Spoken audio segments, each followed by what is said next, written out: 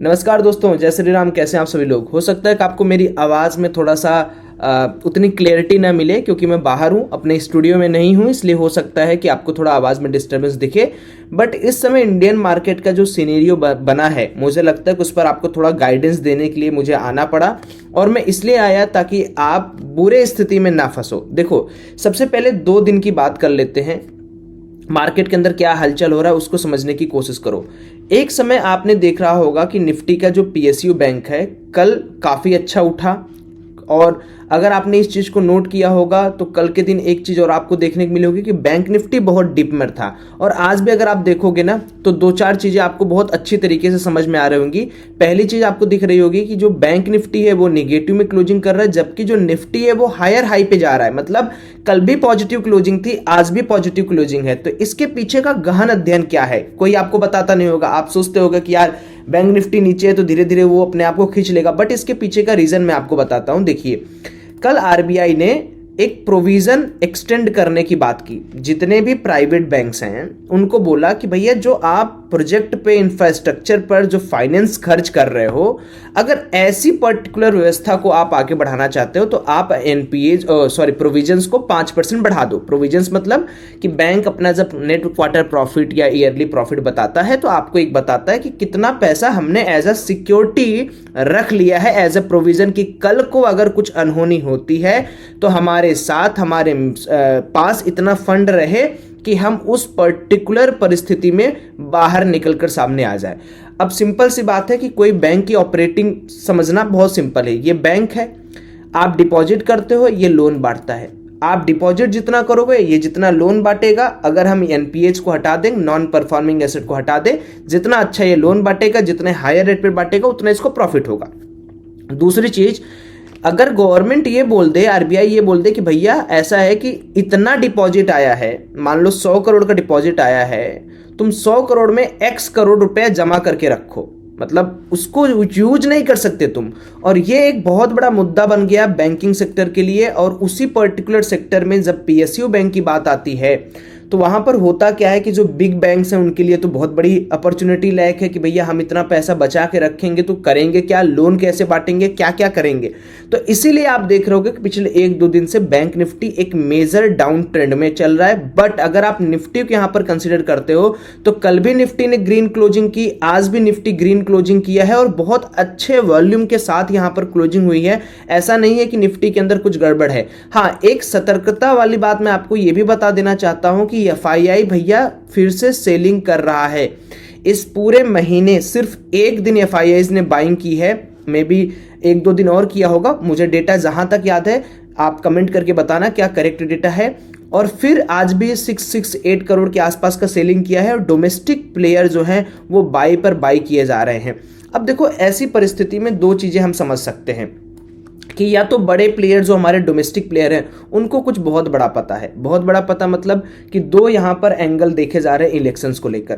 पहला, बहुत सारे लोग ये एज्यूम कर रहे हैं कि इस बार मोदी की सरकार नहीं आएगी। बहुत सारे लोग ये एज्यूम कर रहे हैं कि इस बार मोदी की सरकार आएगी। तो हमें बहुत सारे लोगों से नहीं मतलब, हमें ये मतलब है कि हमारे डोमेस्टिक प्लेयर जो सच में पैसा लगा रहे हैं, जो 500 करोड़ 1000 करोड़ डेली की खरीदारी कर रहे हैं, उनके दिमाग में इतना कॉन्फिडेंस कैसे आ गया यार कि वो बार बार किसी भी सर्कमस्टांस पे जितना भी निफ्टी गिर जाए वो केवल और केवल बाइंग के बारे में सोच रहे हैं। ये कहीं ना कहीं विचलित कर देने वाली बात है। और इसी चीज को ध्यान में रखते हुए कल निफ्टी की एक्सपायरी भी हम प्ले आउट करेंगे। बैंक निफ्टी को मुझे लगता है कि अभी जो भी प्लेयर यहां पर देख रहे हैं 400 पॉइंट के आसपास आज भी गिर गया था, 300 पॉइंट के पास कल भी गिर गया था, 700-800 पॉइंट के आसपास गिरा है। तो मैं आपको थोड़ा सा बैंक निफ्टी के बारे में कुछ जानकारी दे देना चाहता हूं। देखिए, यहां पर मैंने एक सिंपल सा चार्ट बनाया है।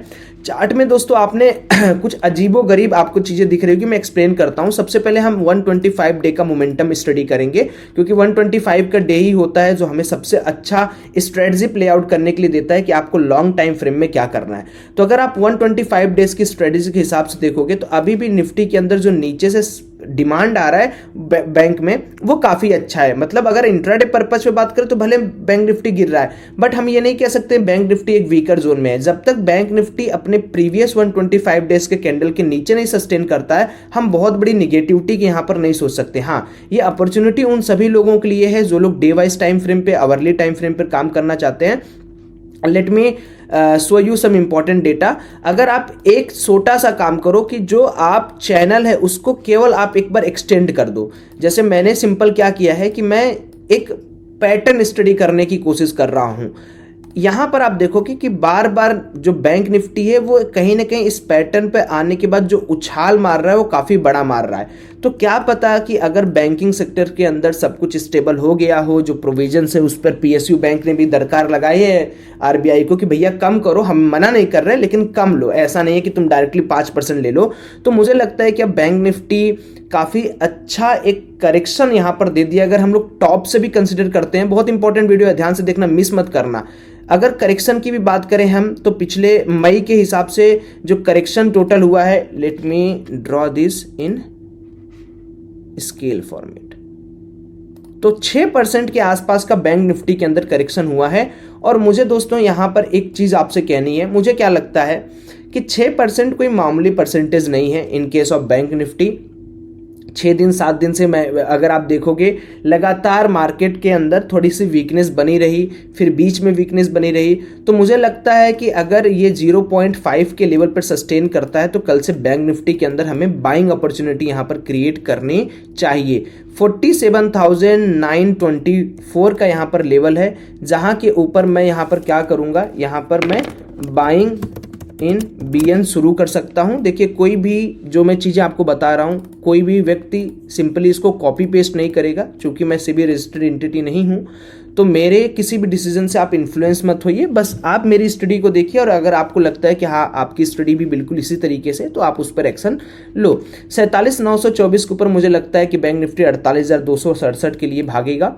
और अगर मान लो बियरिश कैटेगरी में कल फिर से बैंक निफ्टी रहा तो मेरे लिए यार थोड़ा मुश्किल हो जाएगा बियर साइड में, यानी पुट साइड में पोजीशन बनाए, क्योंकि इमीडिएट सपोर्ट यहाँ है, इमीडिएट सपोर्ट यहाँ है, फिर इमीडिएट सपोर्ट मार्केट का यहाँ है, फिर इमीडिएट सपोर्ट मार्केट का यहाँ है। तो काफ़ी सारे स्विंग है जो इमीडिएट सपोर्ट मार्केट को देने के लिए रेडी हैं। बट अपर साइड में अगर हम बात करें तो मुझे लगता है कि बैंक निफ्टी 47,920 के ऊपर करीब करीब 300 से 400 पॉइंट आने वाले 1-2 दिन में बनाने के लिए रेडी कर रहा है। और अगर मैं हायर टारगेट की बात करता हूं दोस्तों ना, ये भी मुमकिन है, ध्यान से सुन लीजिए, मुमकिन तो ये भी है कि मार्केट यहां से डायरेक्टली बाउंस मार जाए आपका 1700 से 1800 पॉइंट, जो कि अपना न्यू हाई के आसपास है।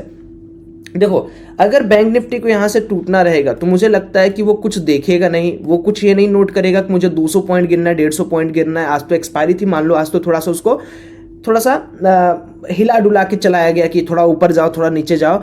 अब कल बैंक निफ्टी एक क्लियर कट पिक्चर मुझे देते हुए दिख रहा है कि यहां से या तो ऊपर जाएगा ये, या तो तगड़े तरीके से नीचे जाएगा। और नीचे जाने में अगर मान लो मार्केट गिरता है तो मैं सिंपली यही कहूंगा कि आप सिर्फ और सिर्फ स्कैल्पिंग करना। हाँ, ऊपर जाने पे मैं बेट अच्छा खासा लगा सकता हूं, लेकिन नीचे आने पर फिर मैं थोड़ा सा अनकंफर्टेबल हो जाऊंगा और सेलिंग साइड में मैं सिर्फ और सिर्फ स्कैल्पिंग प्लान करूंगा।